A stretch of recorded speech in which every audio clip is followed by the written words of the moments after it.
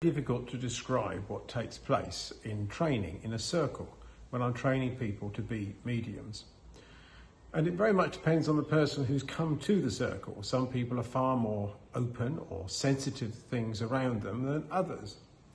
Don't get me wrong, some people will be so open and sensitive that it can be very difficult to train them, because in reality you do need your feet firmly on the ground to be trained. But to give you an idea of the sensations people often feel, because everything in the world is based on love, that is the reality, but people can't accept that that's what it is. In a circle situation, what takes place is two worlds are coming together. When the prayers are said, when the exercises are done, and the first exercise we ever do is healing, sending out love to other people who need healing. So that's how they start. But for example, I had someone new to the circle last week. They'd never sat in a circle before, but they'd come to the church regularly. And the point is, when you're sitting in the circle, when you're saying the prayers, when you're doing these exercises, you are simply bringing two worlds together. So it's the same when you're giving healing to somebody.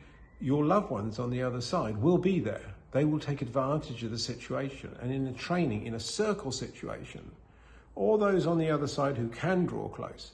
And understand this, they may have been waiting decades to draw close to someone. So we had a lady new to the circle there, and she was absolutely fine, and she was relaxed in the circle, which is the important thing. But the point is, with this type of thing, when the worlds come together, we all react in slightly different ways.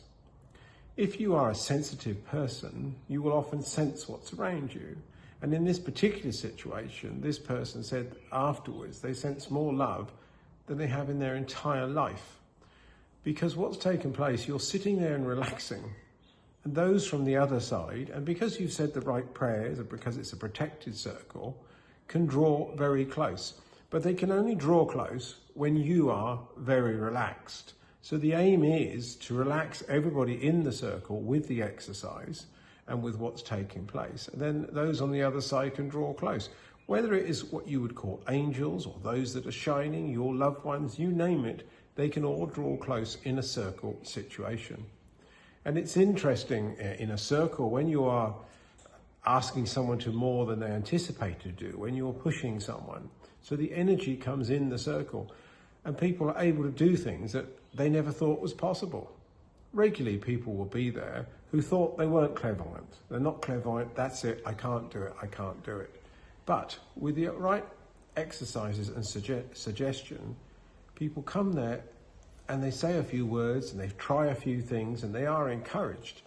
And there is no doubt that clairvoyance is coming out. And often they end up going home thinking about it for hours because they're almost shocked themselves what they're capable of doing.